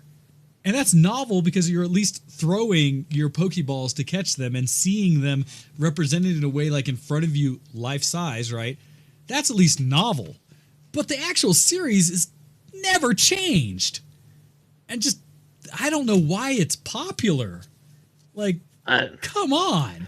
Because a lot of people grew up with it. And I understand the power of nostalgia, but I feel like this one's something else. I don't know, gone too far? Am I wrong? Maybe. I never understood the draw of it either, but I was too old to get into it in the first place. As was I, and that might be part of it, right? Maybe I think that's a big part of it. And that might be the equivalent, right? Where my nostalgia for Doom, Quake, Unreal Tournament, Tribes, things like that, just it is the representative talk of my graybeard here. Where for the people who got into Pokemon when it started, had the show, had the game, stuff like that, to them, the nostalgia of the new ones is just as powerful as me wanting an updated versions of Unreal, not just Unreal Tournament, Unreal, damn it. Games and stuff I'd love to see a revisit to, that maybe that is Pokemon for them. I don't know, but that's one that I really blows my mind as to why it still exists. How about Civ? Do we need sorry, you were going to finish. No, you're right. I was done. No, Civ's an interesting one. Because for me, the last Civ game that was good was 4. 5 was okay. Well, that's the thing, right? 5 had some stuff. It modernized the mechanics. It had some stuff, right? But it wasn't like, I don't know. I could still play full games in Civ 4 and like play many hours. Sure. 5, now granted, I'm also going to admit a piece. I did not mature with Civilization in the way that others have, in that I don't know how to beat Civ 5 or 6. Like, I fail at those games. I try to play like I played Civ 1 and 2. Sure, you can't do Doom stacks in Civ 5. Right? It changes it. And I never adapt it. And so that's my own fault. Mm-hmm. And so but I don't know, is there a place for continued Civ games? Because the basis of them makes sense. They are a historical retelling of all things.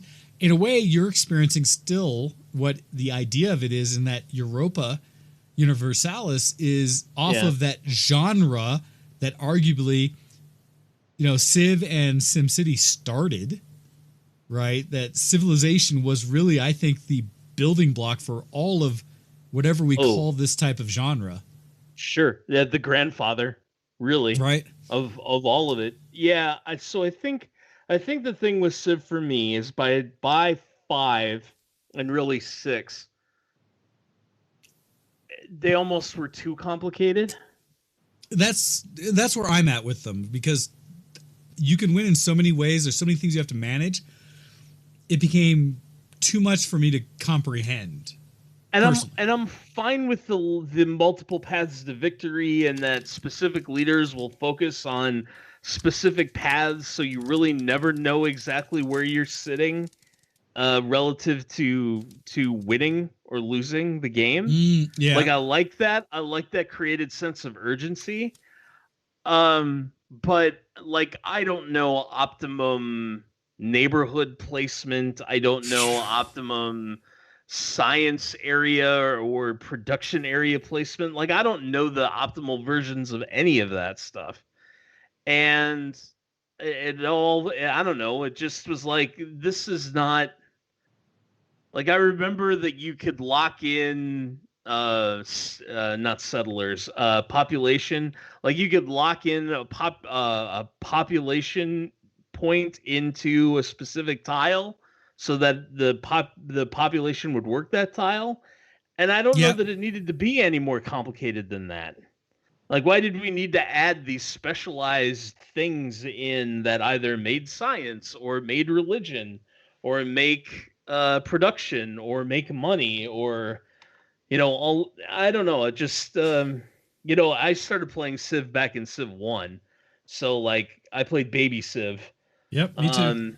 And by 6, it was just like, I don't know, this feels so complicated. At the same time, I'm playing Europa Universalis, which is way more complicated than Civ. But do you think that works because it's a different game, and so you don't have any of the tropes of what you think about Civ involved in it? Well, so sure, yeah. Approach Universalis is a new thing? Right, it started complicated. So I don't have context for Europa when it was uncomplicated. Okay. Right? So yeah, I think that's that could be a large part of it. Is that I remember Civ when it was uncomplicated, and now it's way more complicated than I want it to be, but I have to participate in all the complicated bits if I want to win. That makes sense.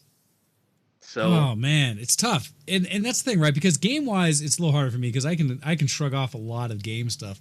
I think when it comes to other media and stuff is where I start to wonder if things haven't gone past their due.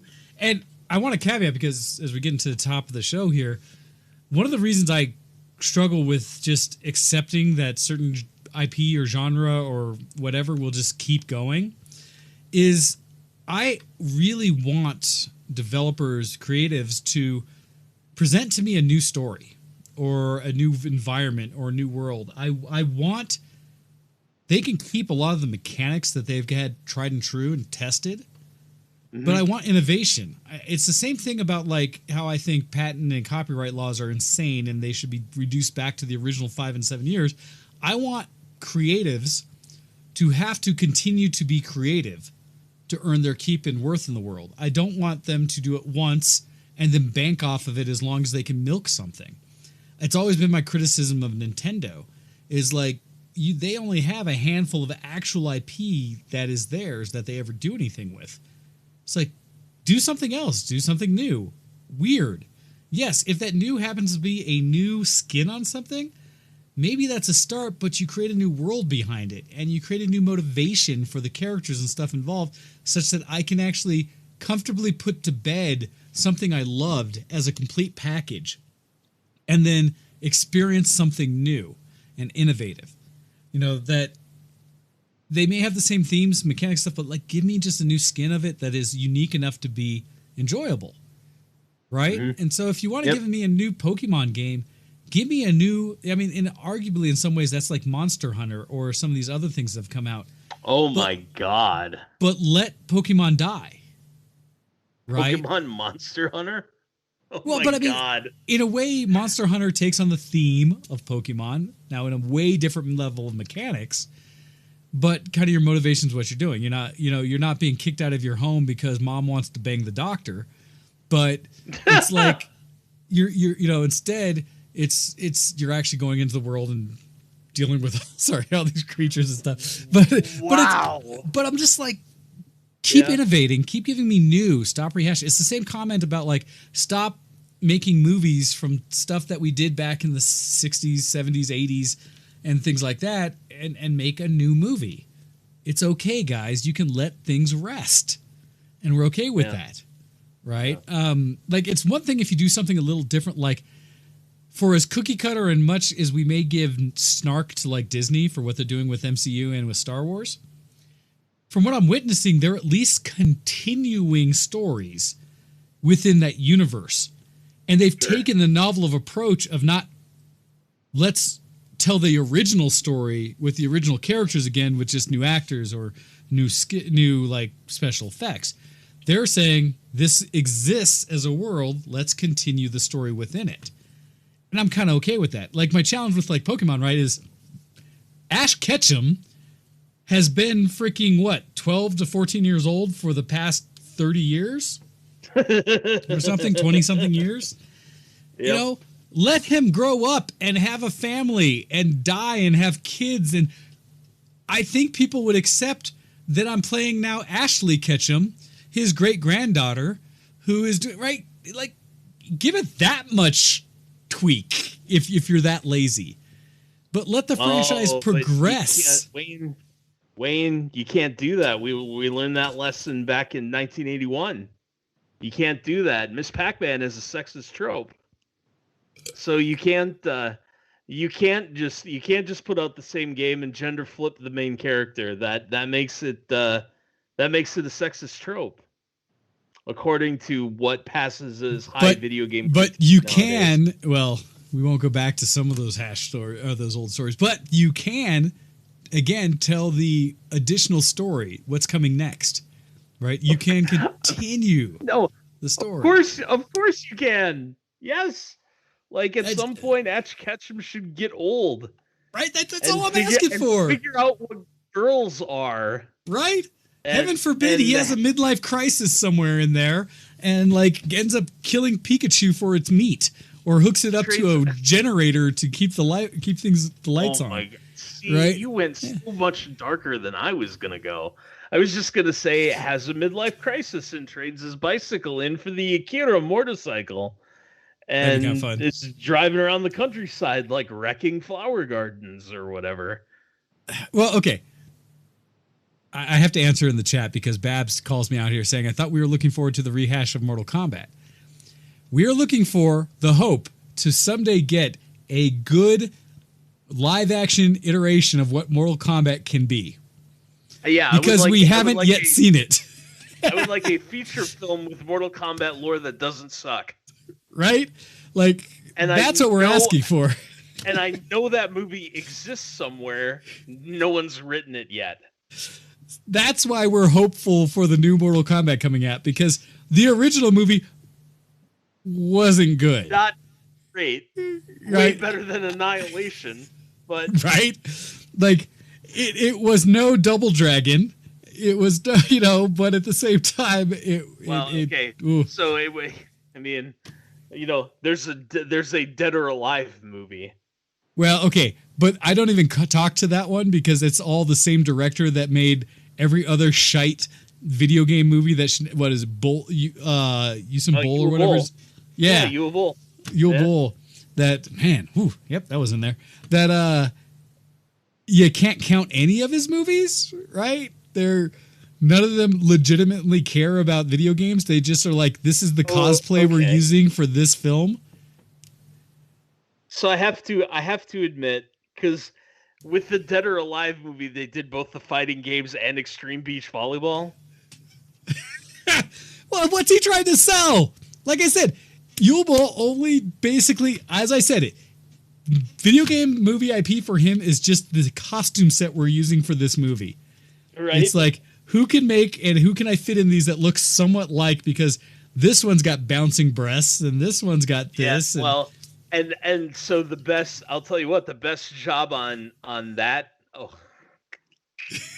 You made me think I got to finish this and then I'll say something else that sort of tickled me as you were talking about bouncing boobs and whatnot. The best job on the set of Dead or Alive was Kevin Nash, because he played Dixie, the Southern Belle wrestler, Dead or Alive girl. Okay. He played her dad, and he was on the island for this fighting tournament for some reason. So I'll admit, I still haven't actually watched it. Watching his daughter play bikini beach volleyball. So the other thing that I thought about, when are we going to get the Rumble Roses live action film? Oh, that IP doesn't come to mind right away. It's another fighting game, right? So Rumble Roses was half naked women professional wrestling. Oh, yeah. Okay, now I remember that. Yep. Yeah. When do we get the Rumble Roses live action film? I can't wait to see the review of that on the Mary Sue. Oi. Yeah. No, but that's the thing, right? That's where I struggle with this whole concept of like why franchises go where they do. Obviously, they exist because it's money, right? It's all based on how can any company make money and reduce risk and reduce cost. And the easiest way is to slap a name on it that everyone's familiar with and likely reuse the same costumes or storylines or whatever that already exist. And that's like guaranteed free money, right? You have a built audience that's gonna do it, and they're gonna give you something. And so it's like, it makes sense, and I can't hate companies for doing it, but I constantly am wanting, right, desiring companies to give me something new, something innovative, something fresh. And it's hard to do when they stick on old IP. And I understand where some demand like a next version, right? There are certain audiences that will comfortably always buy the same one over and over again. And some companies handle it better than others. For the most part, Nintendo handles it well. For the most part. There's some IP they could do much more with, like I said, Pokemon. They do well with Super Mario Brothers. They do mostly well with Zelda. We'll see what the next Breath of the Wild 2 looks like, right? They do well with kind of their main genre. We'll see if they do right by Samus again with Metroid and stuff like that. But they mostly do well. But a lot of these other ones are like companies that are more tied to just their IP, not so much their whole ecosystem of the console. Like your Squeenix, like Squeenix, man, Squeenix hurts me because they only have they're similar in the sense that they only have like 4 IP really or something. Like it's Final Fantasy and there's a couple of things that are like Final Fantasy, right? And that's all Square Enix has anymore. And it's weird for me because it means that I am more likely to play a Final Fantasy game and ignore anything else that comes out with a Square Enix label on it. Because it's like, well, if it's not Final Fantasy, were you even trying? Or did you reskin Final Fantasy with new characters? I don't know. It's weird. Well, and oftentimes they reskin Final Fantasy with new characters, right? Yes. It's to give an example of that, Bravely Default, right? Yeah. Which is named the way it is because of the mechanics in the game. Right? Because you get these things called Brave Points, which is a resource you have to manage, right? And abilities take Brave Points. It's still set in a Final Fantasy universe. It has all the Final Fantasy jobs. Some of the jobs synergize off of each other. Like, so in that way, it's very Final Fantasy. And yet, it's set in this theoretically entirely different thing. But a decent little DS game. Yeah. Babs, why would you post that softcore porn in our chat? Why would you? It has to go against some kind of terms of service. Why would you? Now we're gonna trust and safety's gonna drop a bag of anvils on our head. I'm gonna have to retake back some of my criticism slightly-ish, maybe a little bit on Squeenix. Slightly. No, because they've got some other games that I just haven't been following. They've got the one that I keep hearing about more and more, Outriders, which I haven't really followed much myself, but I've seen a lot of noise about. Yeah, Outriders is more, I want to say FPS-ish or something, but I need to look at it again. But I went to their site, and I'm actually looking, like they have Outriders. They actually, under their site, have Marvel Avengers, although that's not one I care about the way that gameplay is on it. Legend of Mana or whatever. They've got the Dragon Quest series. Now, again, you're getting close to similar. Like Kingdom Hearts, I don't even count because that's basically just Final Fantasy and, Disney World. Had a weird baby. But they label things like Just Cause 4, Tomb Raider, actually. They were involved in the Tomb Raider series, which I actually give a lot of credit to. Because Tomb Raider is a weird series that did the same thing I think that Doom did. It came out strong, iterated for a little while in like the first few versions that were like, actually, these are fun and good and new and more dungeon crawling. Got to a point where it was a little silly and then went away for a minute. And then when it came back rebirthed, it was like, oh, Oh, this is Tomb Raider in a modern way and good. I really like the new Tomb Raider games. Like, they are solid. So I actually give them credit for that one. I haven't played them a ton, but what I have played of them is quite good. Yeah, so that's a way I've seen a series done well, right? Taking something, letting it maybe die for a moment, and then when you bring it back, really good. Yes, Octopath is another Squeenix one. I saw one in there, but I haven't played, so I can't speak to it much. And I want to say they had in here, although I don't know if it's their game or just one that they were listing on their site.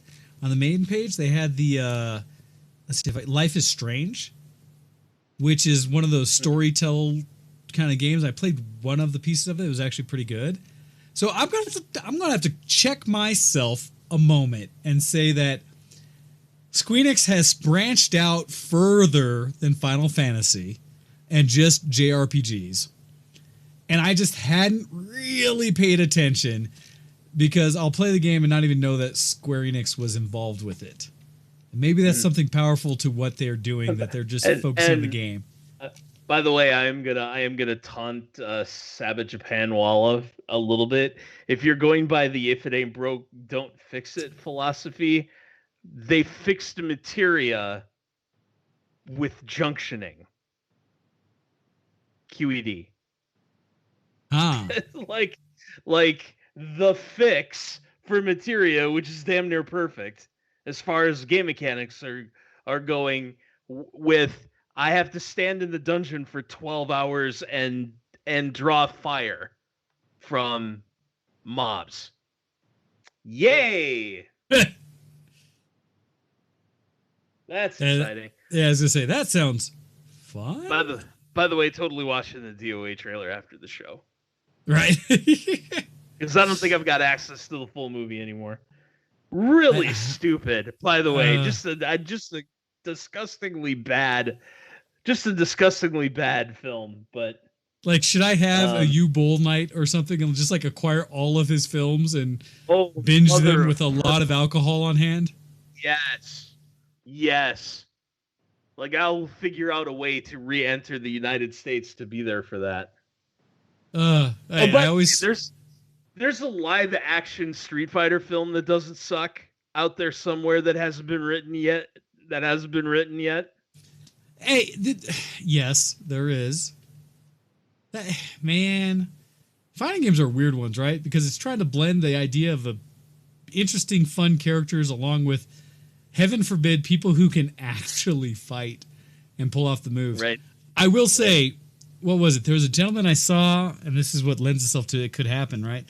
On YouTube, that was a martial arts expert who basically recreated all of the main, like, signature moves from Tekken, I think it was. Maybe some other fighting games. But he basically set up, like, a heavy bag and some other pads around it, and then performed really, like, on point the exact moves, like main moves from most of the characters in the game, showing how you could legit do them in a real fight. And I was like, all right, that's badass. Can we now hire him to now play every character in the movie? But anyhow, I digress. I'm really curious. We're about to get to the end of the show here. I'm really curious to those who've been watching us today or catch us up on YouTube and such. Your thoughts on some of these franchises we've talked about, and obviously a ton we've likely missed. Although hopefully we've at least touched on kind of examples from the different genre, FPS, adventure, RPG, sports, racing, you name it.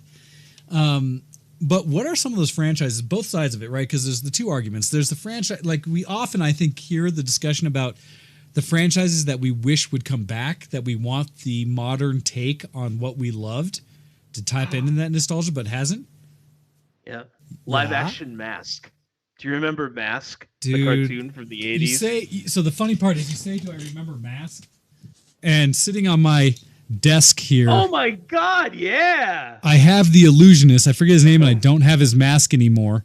But one of my favorite genres because, again, vehicles that turn into flipping, other versions of vehicles that can fly or do whatever.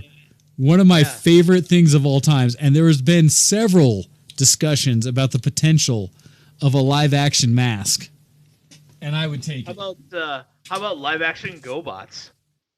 Ooh, no. GoBots is terrible and dead and should never have come back. GoBots was the penny saver version of Transformers ever, always was, always could be. Leader 1 was trope Cyclone? Or Psykill.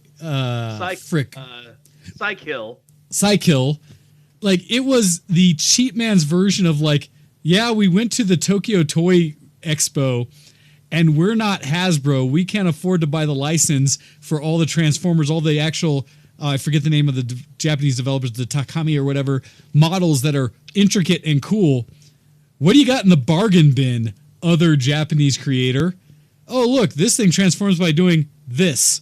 Sweet, let's buy that.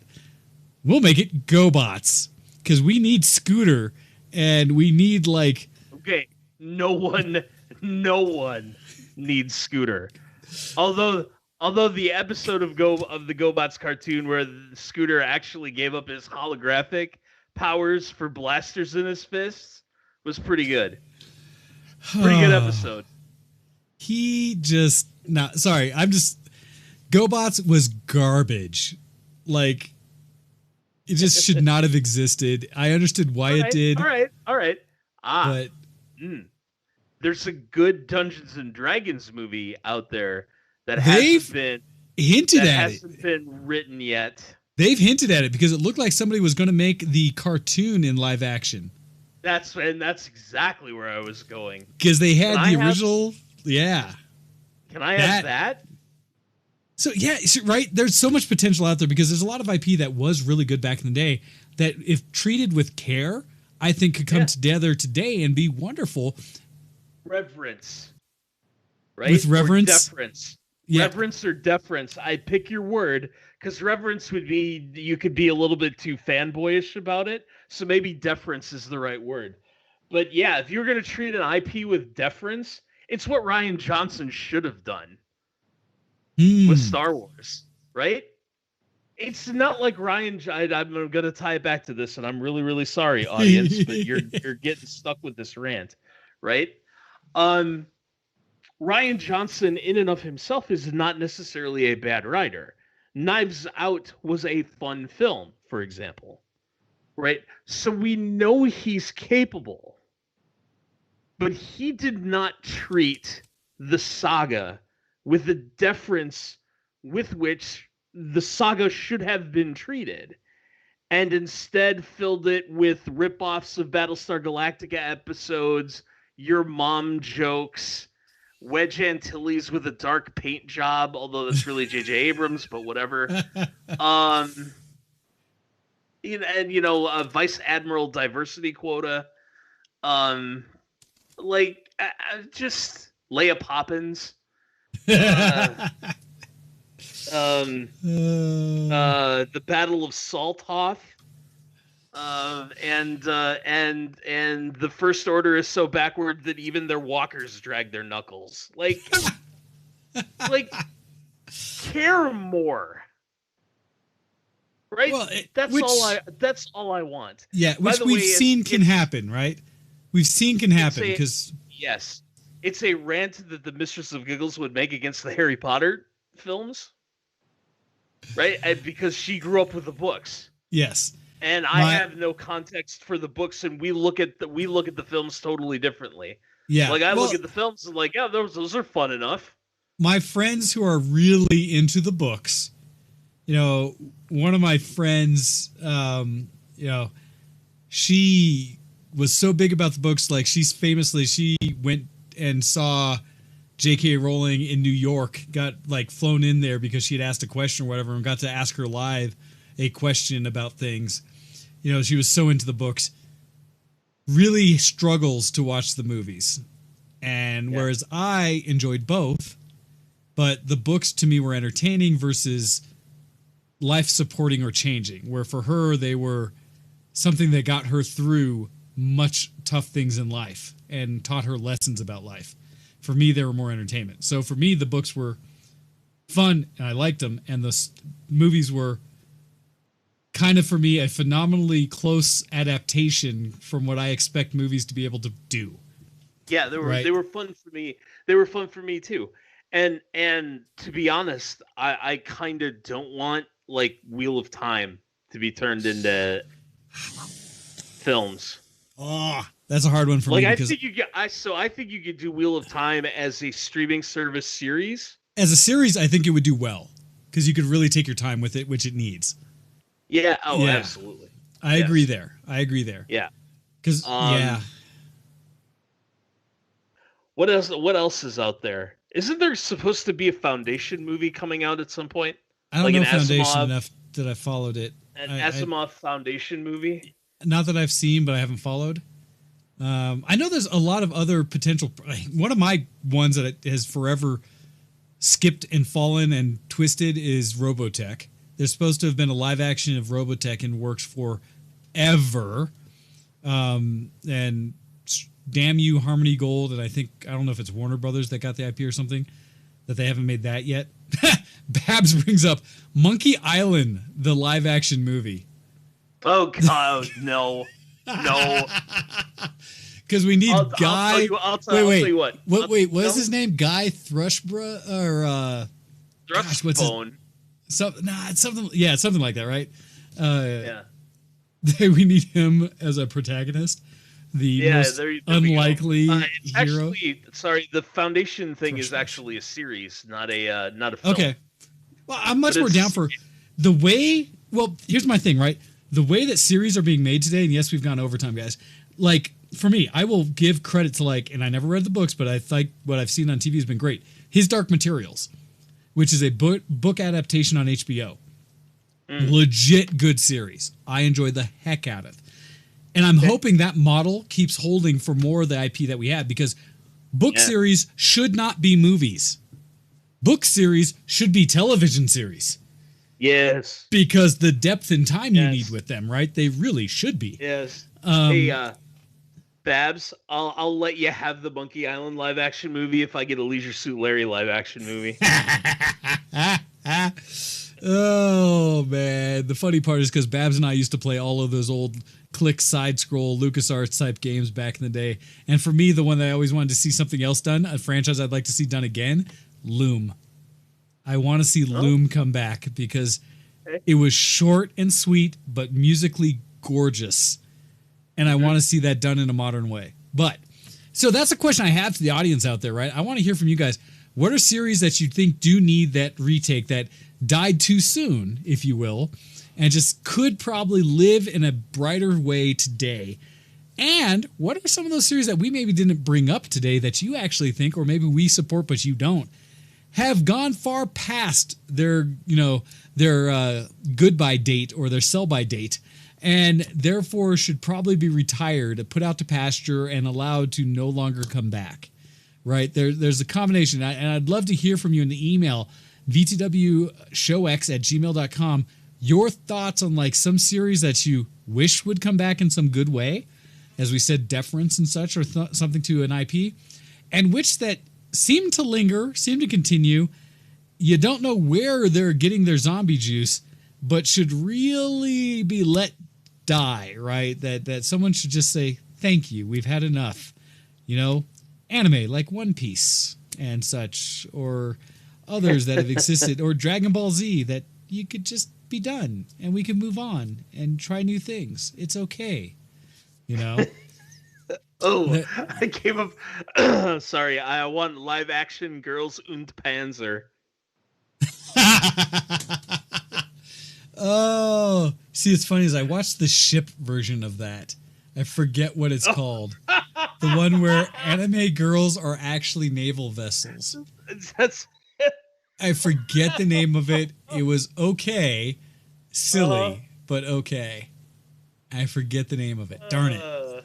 Live action of any of those would be redunculous. It would just be so absurd. Oh, gosh. I laugh. So, with that, we need to call it for today, everybody. Yeah. And we will look forward to your comments into the show. And yes, actually, I will do exactly that, Babs. I see where it can live. And we will put the email address on our splash right here so you can email during the show. You don't have to wait for us to tell you. So yes, we will add that. It'll probably end up right next to the schedule there or something like that in the future iteration. But let us know what your thoughts are. We're going to get out of here. If you'd like to participate with us in any forum, check out our link tree, which is let's see, it's the ShowX link tree, which is officially, let's see, I gotta look at the actual linktr.ee/showx. Yeah, /showx. I had to make sure it didn't have the VTW in it. So /showx for Linktree, and you'll catch all of our in the links. chat. There you guys go. So that's really where you need to go to interact with us. We also want to say we very much appreciate your support. If you could share us with your friends, family, whoever else is hanging out on a Sunday would like to check us out and join in the conversation, please share it with them. Share it on all the media. A simple rehost, reshare, things like that helps us a ton. As well as you can catch us if you ever missed even a part of the show. Check us out on YouTube. We have all of our archives there. We're on the Versus the World showcase there. That is Versus the World video. If you want to check out our channel, you can catch both all the shows from Show X as well as Ken and Kitten Features Where My Pro's At. You can catch out all of their episodes there as well. Those are our two shows that we have on Versus the World video. So check us out on YouTube and follow us there. With that, I don't know, do we have our information, or go back through our notes about what we're talking about next week? We actually prepared ahead of time, guys, for a few shows. Weird. I know it's scary. I don't think we settled on a topic for next week. So when we find out, you'll find out. Oh, that's right. The next one is either potentially very problematic in the way I'll respond, or hopeful in the future of tech. So we'll see which one we go with for next week. I was gonna say, given the way the last 10 minutes of this show worked, can it possibly get worse? Oh man, places we can go. But with that, we're going to end today's show. We appreciate it. I'll jump into the Discord afterwards for anyone who wants to chat, and we will catch you guys again next week. Looking forward to your emails, everybody. And with that, we're going to wish you a very solid and happy thank you for joining us, and an honest salute to all of you out there for joining us. We very much appreciate it, and we'll catch you again next week. Bye, everybody. Goodbye. See you next subby. Good night,